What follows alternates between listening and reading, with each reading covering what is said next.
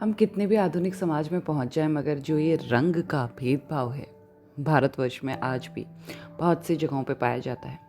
ये सत्य घटना है रुचि जी की, जिन्होंने अपना गांव बताने से मना किया। लेकिन वो कहती हैं कि वो परिवार में 3 भाई बहन हैं। छोटी बहन की शादी उनसे पहले हो गई और उनकी शादी नहीं हो रही थी क्योंकि उनका रंग काफ़ी ज़्यादा सांवला था।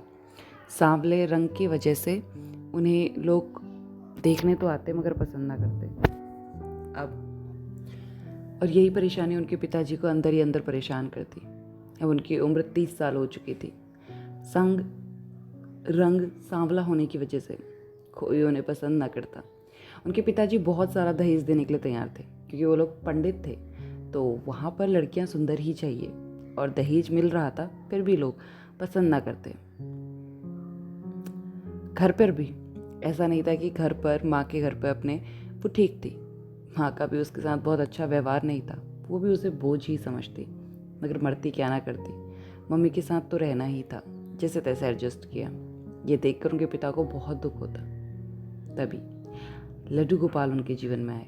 लड्डू गोपाल की सेवा करना उन्होंने शुरू किया और धीरे धीरे जैसे जैसे उनको जो अपने दुख ज़्यादा लगा करते थे वो स्लो डाउन हो गए। मगर हकीकत से कोई वाकिफ ना हो ऐसा हो ही नहीं सकता। सब जानते थे कि उम्र बीतती जा रही है और शादी नहीं हो रही है। तभी एक लड़का उनके जीवन में आता है, नीरज, जो उन्हें पसंद करता है क्योंकि नीरज का रंग भी थोड़ा सांवला था, मगर उतना नहीं जितना रुचि जी का था। शादी हो जाती है। वो सोचती है जो प्यार मुझे अपनी माँ से न मिला वो अपनी सास से मिलेगा, लेकिन ऐसा बिल्कुल भी नहीं था। उनकी सास उन्हें बिल्कुल पसंद ना करती। वो कहती फोटो और मेकअप से तो बड़ी सुंदर लग रही थी, लेकिन इतनी ज़्यादा काली होगी मुझे नहीं पता था। यहाँ पर भी वही ताने जिसका उन्हें डर था।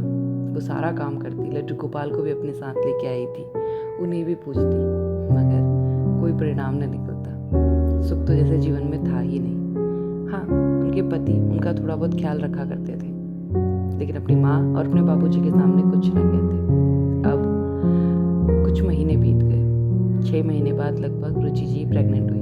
तब उनकी सास ने कहा कोई ज़रूरत नहीं बच्चे को जन्म देने की, ऐसा काला कलूटा बच्चा लेके आएगी हमारे खानदान की नाक कटा देगी। रुचि जी को लगा शायद ऐसे ही कह रही होंगी जैसे मुझे हमेशा से ताने सुनाते आई है, बच्चे को थोड़ा ना कुछ होने देंगी। वो कहती हैं उनकी जो ननद थी वो काफ़ी दिखने में अच्छी थी, वो भी अपनी माँ को उकसाती और साथ साथ में ताने सुनाती।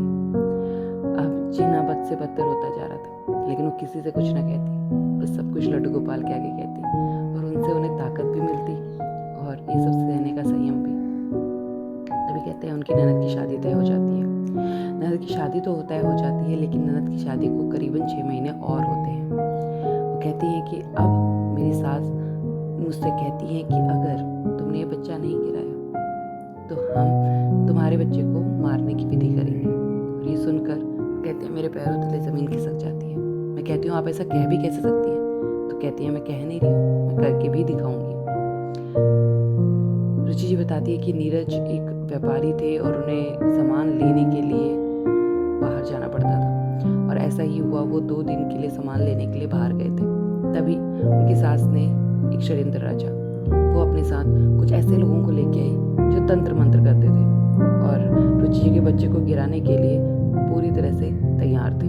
रुचि जी ने जैसे ही देखा वो घबरा गई और अपने कमरे में जाके बंद हो गई। तभी वो दरवाज़ा जोर जोर से पटकने लगे और दरवाज़ा खोल दिया। रुचि जी इतना ज़्यादा घबरा गई और लड्डू गोपाल को अपने कमरे में ही रखा था क्योंकि सास उन्हें मंदिर में भी नहीं जाने देती थी। तो पति से बोला, तो पति ने कहा तुम लड्डू गोपाल की अपने पूजा करो अपने कमरे में ही रखकर। तो अपने कमरे में ही रखा था और उन्हीं के आगे बहुत ज़ोर ज़ोर से रो रही थी। तभी वो कहते हैं कुछ ऐसा हुआ जो बहुत ही अनयूजुअल था, लेकिन हुआ। जैसे ही दरवाज़ा खुला, दरवाजे के आसपास बहुत से लोग थे और अचानक से बहुत तेज़ धमाका हुआ घर के किसी कोने पे। तभी आग आग करके बाहर से कोई चिल्लाया और सारे लोग वहाँ को चले गए। रुचि जी कहती हैं वही एक मौका मिला कि मैंने दरवाज़ा बंद कर लिया और उसके बाद धीरे धीरे थोड़ा धुआं होने लगा क्योंकि शायद शॉर्ट सर्किट होने की वजह से आग लग चुकी थी। और यही एक मौका हमारे लड्डू गोपाल ने दिया उन्हें इस परिस्थिति से बाहर आने का।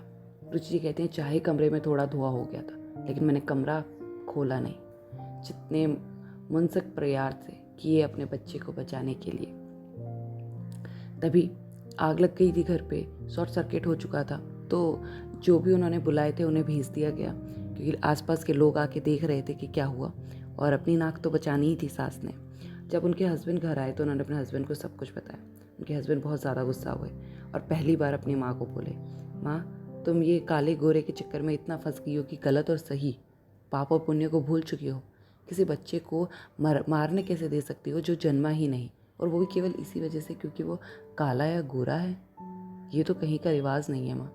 लेकिन उनकी माँ फिर न मानी, तो उन्होंने फाइनली डिसाइड किया कि हम इस घर में नहीं रहेंगे, और वो लोग घर छोड़कर चले गए। रुचि जी कहती हैं उस समय उन्हें 8वां महीना था। 9वां महीना पूरा होते ही उन्हें अस्पताल ले जाया गया। लड्डू गोपाल की कृपा से उन्हें एक प्यारा सा बच्चा हुआ। अचंभित वाली बात ये थी कि उनके हस्बैंड सांवले थे, वो भी सांवली थी, और वो भी चाहती थी कि उनका सांवला सलू ना हो, क्योंकि लड्डू गोपाल भी तो सांवले थे। लेकिन उनको तो चांद सा बच्चा हुआ जो सबकी आंखों का तारा बना। जब उनकी माँ, उनके पिताजी ने सुना तो खुशी खुशी आए। बच्चे को देख के वो भी हैरान थे। सास ससुर भी आए, माफ़ी मांगी और कहा इस तरह का व्यवहार हम दोबारा नहीं करेंगे। उनकी एक ननद जो गंदे व्यवहार की वजह से अपने घर पे, अपने ससुराल में ही थी और मायके में आ गई, वो मायके में ही थी। दूसरी की शादी हो गई, लेकिन तीव्र स्वभाव की वजह से वो भी बहुत खुश नहीं थी। मेरे पति ने घर वापस जाने से मना कर दिया। कहा नहीं माँ, अब विश्वास नहीं होता किसी पर भी। अब मैं, मेरा पति और मेरा बच्चा, साथ लड्डू गोपाल एक छोटे से घर में रहते हैं, लेकिन खुश रहते हैं। हम बहुत खुश हैं। मैंने अपने जीवन में बहुत संघर्ष किया, मगर हर बार भगवान पे विश्वास किया, और देखो भगवान ने मेरी नैया फाइनली पार लगा दी। लड्डू गोपाल की कृपा से मुझे भी चांद सा बच्चा हुआ, और ये जो काली और बदसूरत होने का कलंक था मुझ पर से मेरे बेटे ने हटा दिया।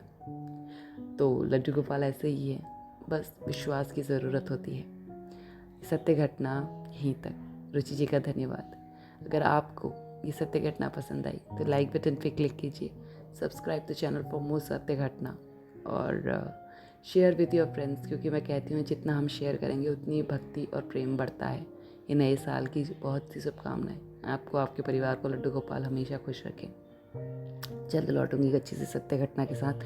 तब तक अपना, अपने परिवार का ख्याल रखिए। लगे रहिए लड्डू गोपाल की भक्ति में, और कमेंट में लिखना ना भूलिएगा। श्री कृष्णा, राधे राधे।